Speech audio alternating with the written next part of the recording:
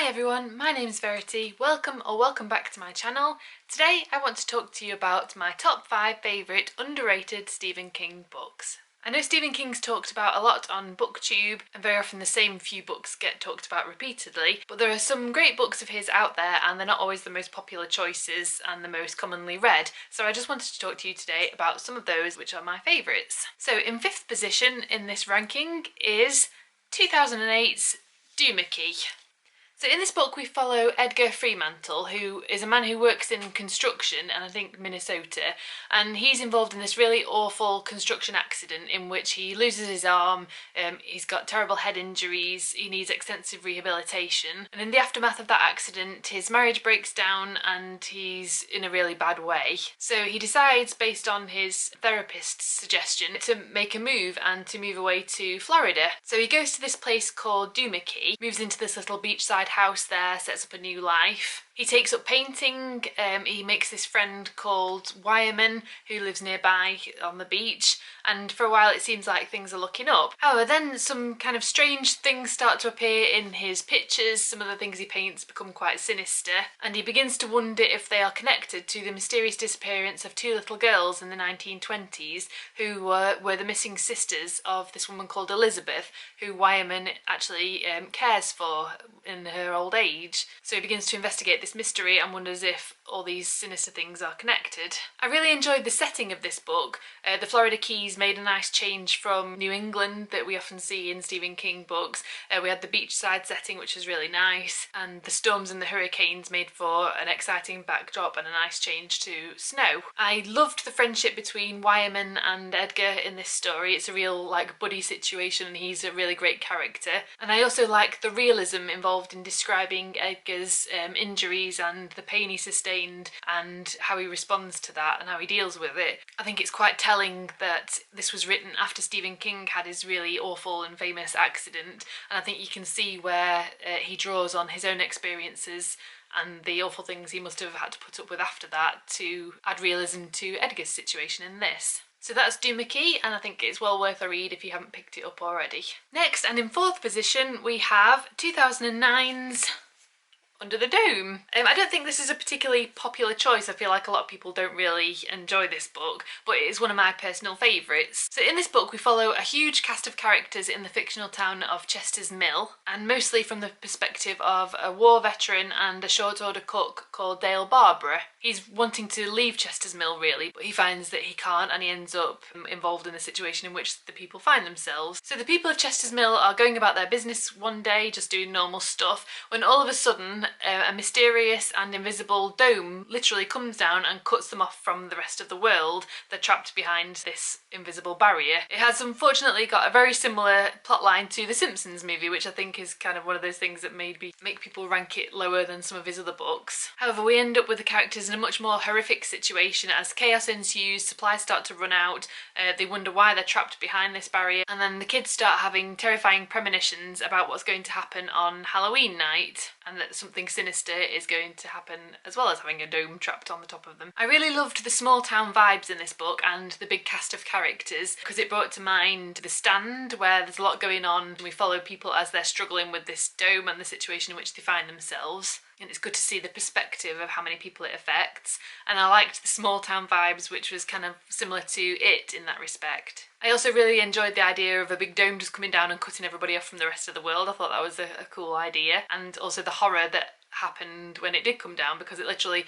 just falls from the sky, lands on Chester's Mill, and it doesn't matter who's in the way of it, and it just literally slices them up in some cases, so that was exciting. I loved the character of Big Jim Rennie, who was the villain of the piece, who's just an ordinary guy at first who lives in Chester's Mill, but he shows what can happen when one person wants power at all costs. And I also really enjoyed the ending, which I think is something of an unpopular opinion. A lot of people slated Under the Dome for its ending, but I thought it was a really good idea, really fun, and a good way to finish things off. So I really enjoyed this book, and that's why it has position number 4 on my list.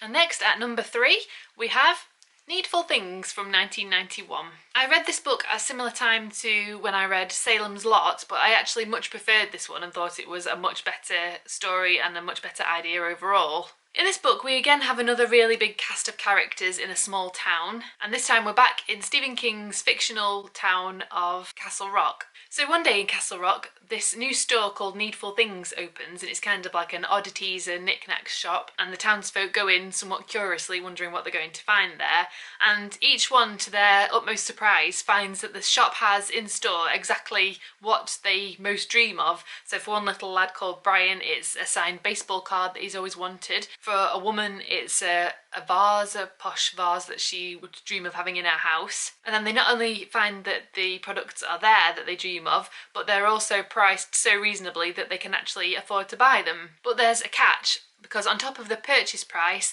each buyer has to also pay a prank on another townsperson, as laid out by the owner of the shop, Leyland Gaunt.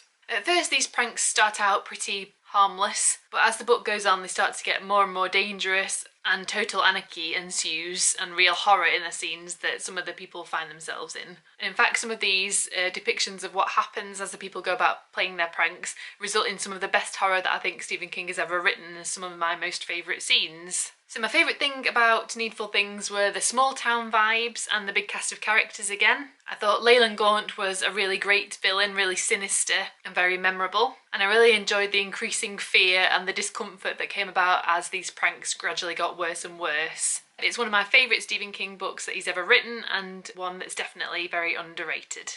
At number 2 on my list is 1979's The Dead Zone. Now, this isn't terribly underrated, I suppose, because it did have a mini-series made out of it and it was quite well known at the time, but I don't think it gets the credit it deserves for being genuinely one of his best novels ever written. So in this book we follow Johnny, who is a high school English teacher, I think. He's engaged to be married to a woman named Sarah. He's generally like having quite a nice life. And then one evening, him and Sarah go to this fair and they play on some of the games, have a really fun experience, but on the way back they're involved in a really terrible car accident, and it puts Johnny in a coma in which he stays for the next 4.5 years, I think it is. It's a really long time. He has all these weird like dreams and experiences when he's in the coma. He feels like he's floating through time and it's kind of really surreal, but unfortunately when he wakes up he discovers that the world has moved on.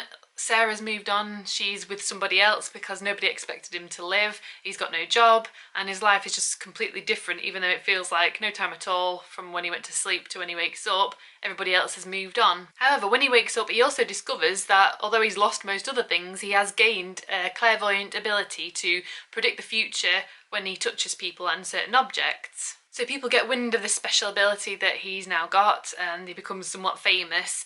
And interestingly, he's also asked for help in catching a killer from the local policeman, which has really interesting parallels with last year's Later, in which the main character is also tasked with catching a killer. Unfortunately, Johnny's then accused of fraud, and he's then kind of knocked off this pedestal that the people have put him on, and he goes about resuming his everyday life again. But then he comes across this politician called Greg Stilson, and when Johnny touches him at like a recruiting rally thing, he sees a future in which Greg becomes president and causes a nuclear holocaust. So Johnny decides he's got to take action and do something to stop this vision of the future becoming true. I love that this book returned to the psychic abilities trope that Stephen King does so well. It was nice to see the abilities and see Johnny seeing the future. I also like the question it presents of the dilemma, like what would you do if you suddenly woke up and your life was completely different? I think that's a really interesting question to be posed. And the book also has a really sweet, kind of sad, melancholy vibe because he's lost everything. He once had this life that he was quite happy with and everything's now gone. You kind of really feel for Johnny and his experience in life. And finally, I think that the villain in Greg is just the most villainous villain he made in a long time, and I think he's a really great character.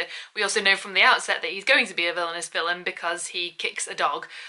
So you know from the outset that he's not going to be a nice man. I think he just gradually gets more and more nasty as the book goes on, and he's just reprehensible. So I think that adds to the excitement of the story. So that's why I think The Dead Zone should be second on my list of underrated Stephen King books.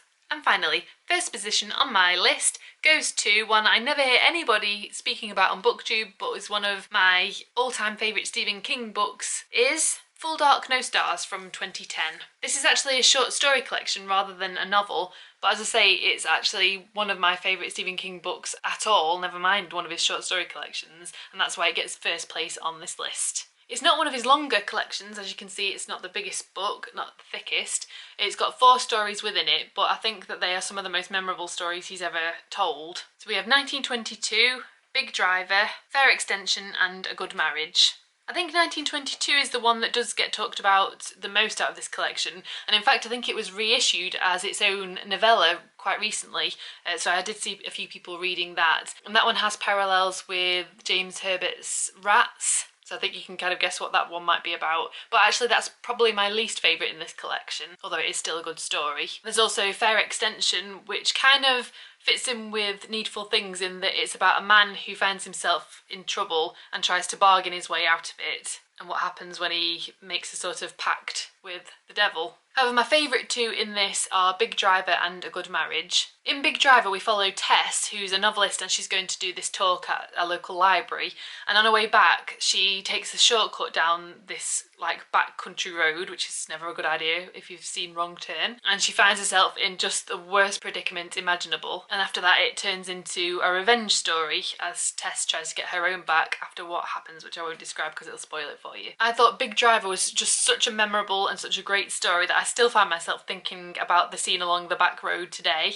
and it's just consistently strong throughout and one of my absolute favourites. A Good Marriage is also one of my favourites in this collection, and that tells the story of what would happen if you suddenly found out that your husband was a serial killer and what the wife does when she does find that out. In his author's note, Stephen King says that this story was based on the situation where BTK's wife, a serial killer in real life in the 1980s and 90s, didn't have any inkling about what her husband was doing, and even when he was exposed could barely believe that this man that she knew had committed these terrible crimes. So that was what inspired him to write this story, and it's just really great. She goes into this garage and then finds all these things connected to this serial killer's victims. It's not BTK in the story, he's got a different name that I can't quite remember at the moment, but she finds all these driver's licenses, realises what he's been doing, and then takes action herself after that. This is a very dark collection of stories, and that's one of my favourite things about it. I think he isn't afraid to really go there with the horror in this collection, so that's one of its strong points. All the stories have a really great atmosphere, particularly Big Driver.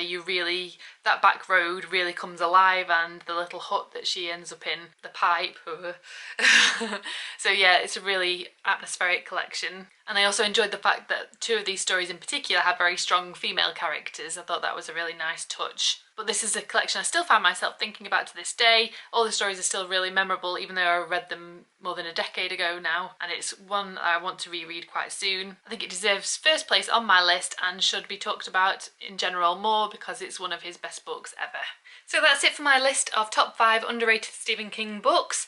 Are any of your favourites on this list, or do you have any favourites of his that don't get talked about much? I'd love to hear in the comments below. Please drop me a like on this video if you enjoyed it, and subscribe to my channel if you haven't already. Until the next video, happy reading, bye!